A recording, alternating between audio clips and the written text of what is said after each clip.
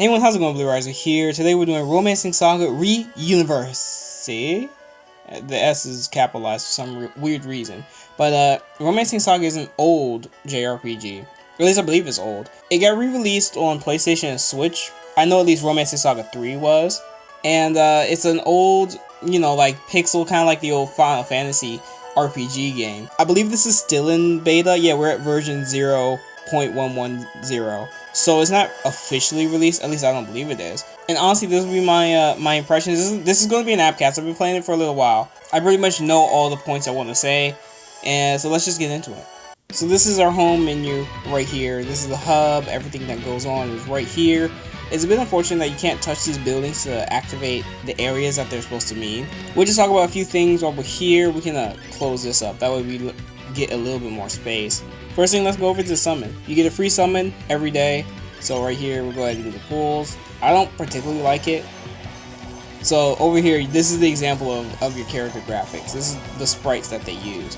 And it's very equivalent to what they used in the original Romancing Sagas. So right here, you do pull the lever, which feels very... I'm not sure what the word is. Unresponsive is probably the word I'm looking for. It just doesn't feel very satisfying to pull that lever. Like, there's nothing, I don't know, there's nothing good about the feeling. I mean, I'm probably not going to play this anymore after this, so why don't we just do a bunch of other summons? Maybe we can see a rare, oh, there's one right there, where that little thing runs across. So that's one of the rare animations. And then over here, should kick the thing. Bam. Ooh, look at that, it's so cool. And this is your character art. The character art is emulating a very old style of drawing, or at least anime characters, like this right here. It's like the I can't remember the name of the character, not the character, the artist. I can't remember, but they're an old Square Enix artist. I think it's Amano. I believe it's Amano, but they used to draw art that looks exactly like that. That might even be Amano. Oh, look, a 5-star.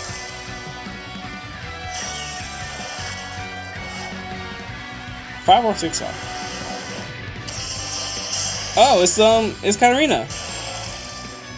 She's the current banner character right now. And you notice how the characters do these little poses when they finish. That's again a thing of Romancing Saga. So it's kind of like a staple for the saga, or for the series, I should say. I'm not a huge fan of pixel characters, not anymore. We've long since passed the time of pixelated characters. So this game really holds to the people who are nostalgic for that kind of stuff. So here we can edit our parties. We just got Katarina. I would love to throw her in a party somewhere, but I'm not sure if she actually generally fits anywhere good. Let's throw a game out. What is nice is when you switch characters that they keep the same equipment. That way it doesn't like reset the whole equipment and you have to change it back again. I like that. It's pretty handy. You also have different formations. Formations do different buffs to the team. The one I'm using right now hasn't failed me, so I'm not going to change it.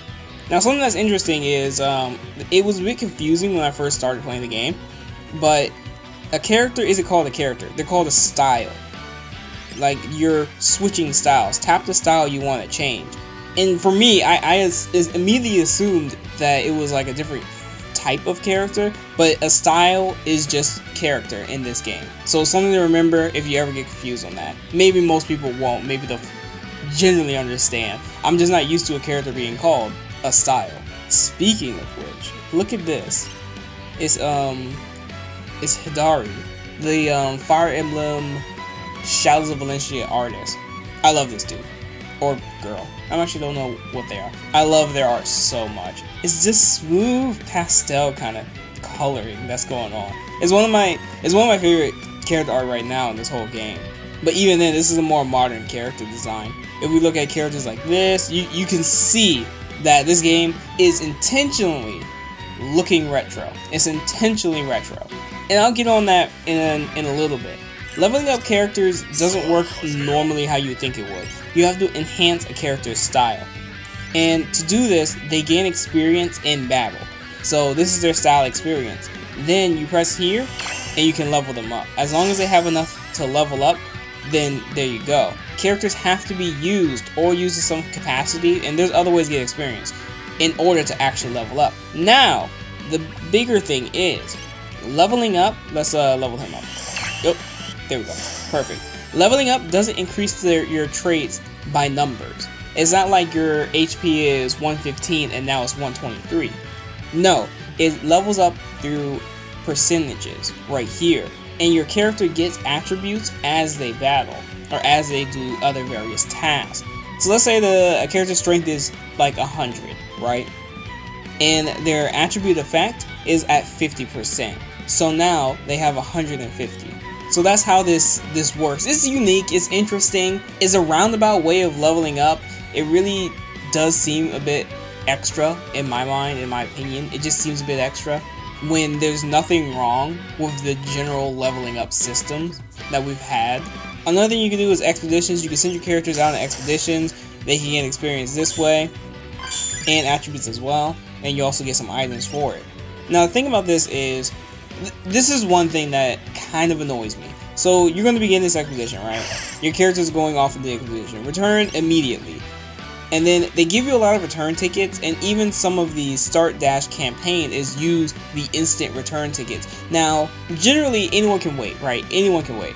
But the start dash is kind of pushing the idea of use these return tickets as often as possible. You want these guys to come back, don't you? Or at least it's kind of telling you this is the thing you should be using more often.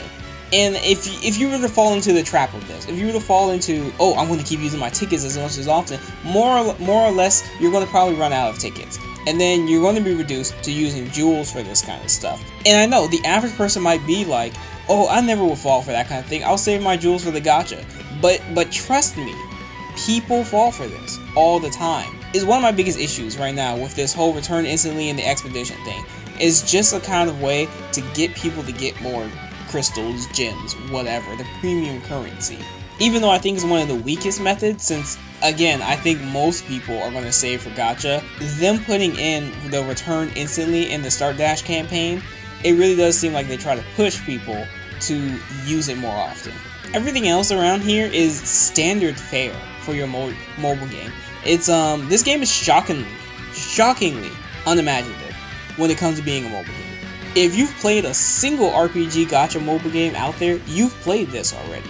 And I think that's one of his biggest downfalls, is the retro style doesn't save it enough because you can simply go out and play the other Romancing Saga games instead of a mobile game that's most likely going to just trying to get your money. This game doesn't try anything really new outside of the box, and it just takes things that are incorporated from the previous series games and puts into a mobile format. Which isn't new. It's not new based on games like this, you know. Anything that's based off any sort of IP, they make mobile games to get an easy audience and easy money. This is just so unimaginative in so many ways.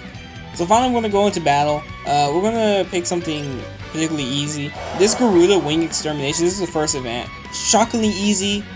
Not a lot of stuff to really do, and I'm not complaining that it's easy. I'd rather have easy quests, especially at the hardest difficulty, than a super hard thing that I waste a lot of time doing, because I want to have to do it a bunch anyway. But when things are shockingly easy, at the same time, the repetition becomes super boring when all you have is the same quest to do over and over and over again, and it just gets a little bit harder without having to think it through. At Extreme, I'm able to run it through without changing my team, without really doing anything different, and running it on auto. Maybe the first few times I would have to take auto off and fight it again. So here we have a stamina system, pretty average fare there. Because Katarina is just added, she won't have much of anything. Alright, so here's a Garuda Wing, this is our enemy. Start of combat, you have different techniques right here. As your character does more battling and they level up, they'll gain new skills and techniques. Each of them have their own stats effects, like so. Every enemy is vulnerable to certain attacks. This one seems to be vulnerable to, I think that's shooting attacks. I could be wrong. But this character doesn't have such. So we're just going to use normal attack staff. Click that, there you go. She's brand new to the team. Some skills take BP, which is battle points. You get battle points after every turn. So we're going to do normal attack. Some take LP, which is your mana, if you want to call it that, with a normal attack, and normal attack. And then battle starts. And, you know, you've probably played this kind of RPG already. I think that's why I call it unimaginative. You've just seen this already. No, look, see? She learned a new skill. Smash, right there. So we're gonna attack, see? New skill, smash. Which is cool. I do like that part. But it doesn't really change the idea that this does nothing really new. It doesn't improve anything. And if you wanted to play a game like this, you could just play the older games. Sure, you'll have to spend some money, but you'll probably have a better time with a game that's directed solely for the purpose of being a full experience. And then, I guess to talk about this while we're here, stamina itself in this game is so pointless because you level up so fast. You have really no way of expending all of your stamina unless you do like 20 stamina quests. But even then, most missions are pretty low in stamina cost, so why even have a stamina system at all? The stamina limit goes up very, very slowly. I'm on rank 40, and I believe the stamina limit was 20 or something when I started. It's a very slow increase. One of the slowest I've ever seen. And there you go, some battle experiences gained. Now honestly, that one was too easy, so we're going to ramp it up a little bit. I'm not sure if Katarina can keep up with us, but we'll see if she can.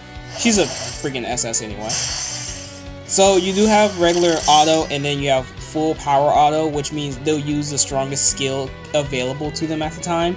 And this doesn't include healing spells. At least I haven't seen a healing spell be used. They probably would use it if it was needed. So we'll go with Flame Whip. Should do Smash again. You'll do Bone Crusher and Vertical Smash and this one. So we're gonna pretty much just unleash right away. What the game does need is a speed setting, like some sort of way to increase the speed. So this one's pretty easy. These sprites move pretty cool for 2D sprites. It might be refreshing to some people. My overall, we can just put normal auto. My overall issue is that if this is supposed to be the newest game, and don't take it as like the newest flagship game of the Romancing Saga. I don't think this series was hugely popular. I'm not sure. But what's the real point of making this game and not really improving or innovating anything about the series? There's very little voice acting. At least SS characters should have some sort of voice acting. Like, I don't see any at all. You know, we could have done a full power hour. It has zero voice acting in battle, I should say. Or at least I haven't come across any. When characters are using special attacks, like right here, this is for combos, but when they're using like their strongest attack they can, a cut-in should happen of the character. Like, you should see their face and something show up and they say something. Because why stick to a game or a series that's just going to stay in the old times? We're not in those times anymore. Maybe if you have some sort of nostalgia for this game or the series, you feel like nothing should probably change about it. But I disagree heavily. This is time for it to jump into the modern era, and this doesn't help it be very modern. Now, don't get me wrong. RPG games have been successful. Look at Persona 5. Look at Bravely Default. Those games did particularly well. There's even more, but I can't name them. I know them in my head, but I definitely can't name them. So you look at this and you're like, well, at least as a new person, right? I decided to do some research on Romancing Saga because I was unaware of the series, and this is a rare occasion for me too, where I think let me find out what this stuff is about. I can't say that you should even play this game. Instead, you should just get one of the older Romancing Saga games or the ones that were ported to the Switch or PS4. If you really want to experience it, this isn't like a $60 game. Easily, I would suggest just getting the base game. You know, sometimes mobile games take the form of what they were based on. This one, of course, being an turn-based RPG, just like its predecessors.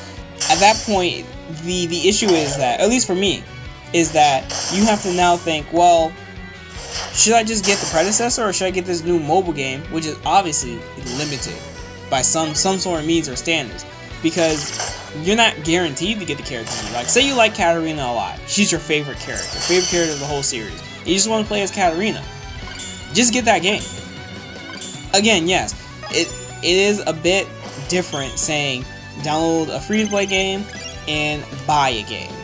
But at the end of the day, the free-to-play game can cost you way more than just buying a base game. Other than that, this whole thing is just the standard fare of every other mobile game out there, especially RPG ones. I could compare this to Raid Shadow Legends if I wanted to, or Harbingers. You have an RPG which has status effects, buffs, and debuffs, and you have to think about your team. But what RPG doesn't really have that stuff? It's not a selling point for RPGs anymore. It's just not.